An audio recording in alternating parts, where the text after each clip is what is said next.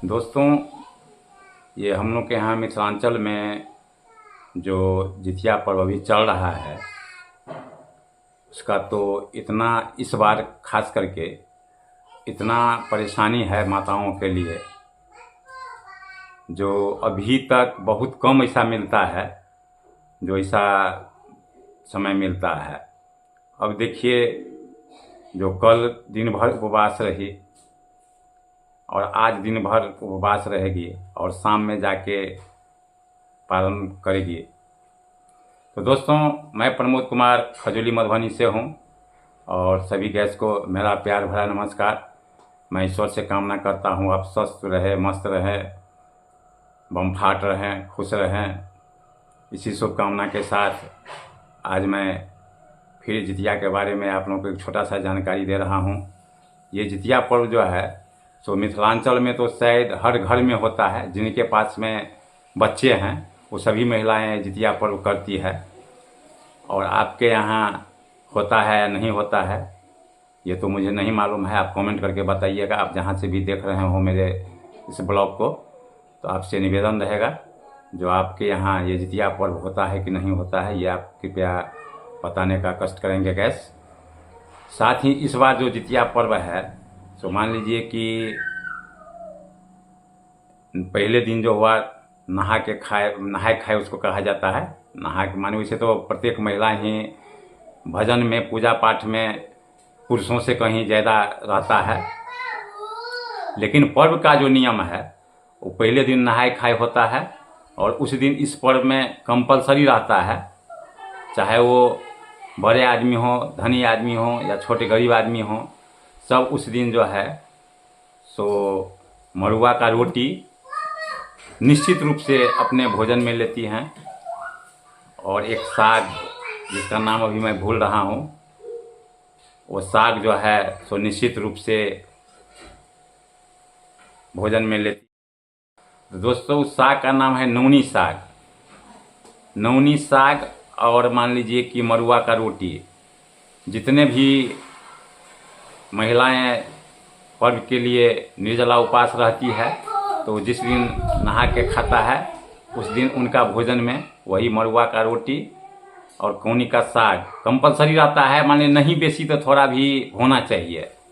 तो उस दिन जाके भी जो है सो हम लोग के यहाँ मिथिलांचल में तो मरुआ का रोटी जो बनता है, मरुआ का आटा का रेट बढ़ जाता है। और इस साल हम लोग के यहाँ मरुआ का फसल भी ज़्यादा हुआ था, फिर भी रेट में कोई कम बेच नहीं हुआ है। अगले साल मरुआ नहीं हुआ था, उस समय भी मरुआ का रेट 40 रुपया था और इस साल भी मरुआ का रेट 40 रुपया है। और इस पर्व को गैस खास करके मिथिलांचल में सभी माताएं अपने बच्चों के जीवन के शुभकामना के लिए, अपने बच्चों को दीर्घायु होने के लिए उस पर जो है सो मान लीजिए कि कोई किसी भी प्रकार का कठिनाई नहीं हो, उसका बच्चा जहाँ भी जाए तो विजय होके आए, इसीलिए जितिया का पर्व मनाया जाता है। और आप सुने होंगे जो नागवंश में जो है सो जितिया का अगर कथा सुनेंगे तो उसमें ये कथा है कि नागवंश में जो है सो मान लीजिए कि एक माता को एक ही पुत्र था और उस दिन जो है सो उन्हीं के पुत्र का बारी था। तो महिलाएं जो है सो अपने बच्चों को गोद में लेके जंगल में बैठ के रो रही थी। तो कहीं के धर्मात्मा जितवाहन महाराज राजा थे, वो अपने छोटे भाई को जो है सो राजपाट सौंप के और तपस्या के लिए जंगल चले गए। तो जंगल में जब उनको महिला का रोने का आवाज़ आया तो जिधर से आवाज़ आ रहा था उधर बढ़ना वो शुरू कर दिए। और बढ़ते बढ़ते बढ़ते जब वो महिला के पास में पहुँचे तो महिला से पूछा कि काहे आप रो रही हैं। तो महिला ने सब माने बात बताया। तो गरुड़ महाराज का जो है सो मान लीजिए कि प्रत्येक दिन हम लोग अपने परिवार से एक नाग को भोजन देते हैं और आज जो है सो भोजन में मेरे लड़का का बारी है और मेरे पास में एक ही लड़का है। उनका दर्द देख के जितवाहन जी को नहीं देखा गया तो उस महिला से कहा कि आज मैं आपके बच्चे के बदले में मुझे ही आप लाल कपड़ा में लपेट दीजिए और जहां आप ये उनको खाने के लिए रखते हैं उस पत्थर पर जाके मुझे लिटा दीजिए। इसी प्रकार से उनको जो है सो पत्थर पर लिटा दिया गया। और जब वो आए तो अपने ले गए पहाड़ पर, तो एक बार अगर वो नोचते हैं तो उनको रास्ते में जो है सो मान लीजिए कि जिस दिन नाग का जो बच्चा जाता था तो बहुत रोता था, कलपता था, भागने का कोशिश करता था, लेकिन उस दिन ऐसा कुछ नहीं महसूस हुआ। वो पहाड़ पर जाके जब उनका मान लीजिए कि मांस नोचा अपने चंगुल में, तो माने इनके आंख से आंसू आ गया, कुछ नहीं बोले। तब उन्होंने जितवाहन जी से पूछा, जितवाहन महाराज से पूछा, जो ऐसा आप तो मुझे नाग वंश के नहीं लगते हैं। तो उस पर उन्होंने अपनी आप बीती सब कहानी सुनाई।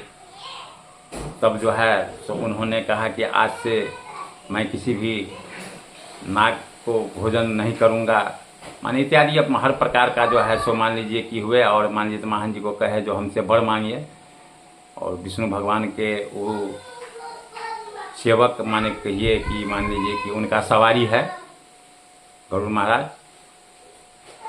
उस दिन से ही सब महिला जो है, और जितवाहन महाराज ने माने अपना दान में मांग लिए जो आज के बाद वो ऐसा भोजन नहीं करेंगे, माने सभी को भला करेंगे। तो उन्हीं ने कहा कि आज से जो जितवाहन जो माताएं आप जितवाहन का व्रत रखेंगी, उनके बाल बच्चा को कभी कुछ नहीं होगा, कहीं खरोंच भी नहीं आएगा, सदा वो खुशी रहेगा। तो अभी भी हम लोग के यहाँ बहुत सारे महिलाएं या जो भी जितवाहन करती है, सभी महिलाएं के गला में आप देखिएगा कि जितिया सोने का बना के वो पहनती है। जितना लड़का उनके पास में होता है उतना जितिया वो पहनती है। और हमारे यहाँ एक कहावत है कि कोई अगर कुछ हो जाता है और उसमें अगर आप बाल बाल बच जाते हैं तो निश्चित रूप से कहा जाता है कि जोरे बाबू आपका मम्मी जो है सो खरजितिया किया था। तो ऐसा जितिया का महत्व हम लोग के यहाँ है।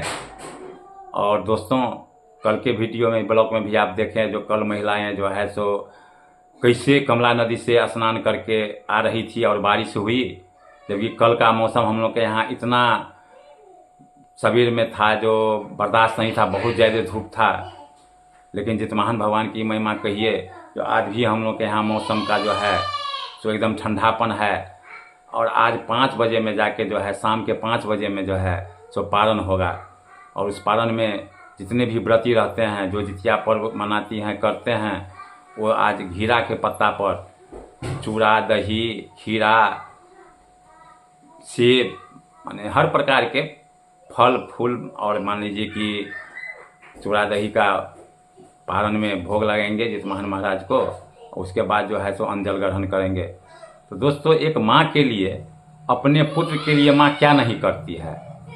आज का दिन मान लीजिए कि लगभग 36 घंटा जो है तो आज माताओं को उपवास में रहना है। और उसमें भी आप निर्जल, जब आप जितवाहन बाबा का कहानी अगर सुनेंगे, कथा सुनेंगे, तो उसमें इस बात का जो है सो हर जगह बताया गया है कि निर्जल रह के उपवास। किसी भी इस दिन जो है सो मान लीजिए माताएं जो एक आप घास जिसको दुभी कहते हैं वो दुभी तक नहीं तोड़ती है, ताकि उनका पर्व जो है सो सकुशल से बीते और उनके बाल बच्चा पर किसी भी प्रकार का कठिनाई नहीं आवे।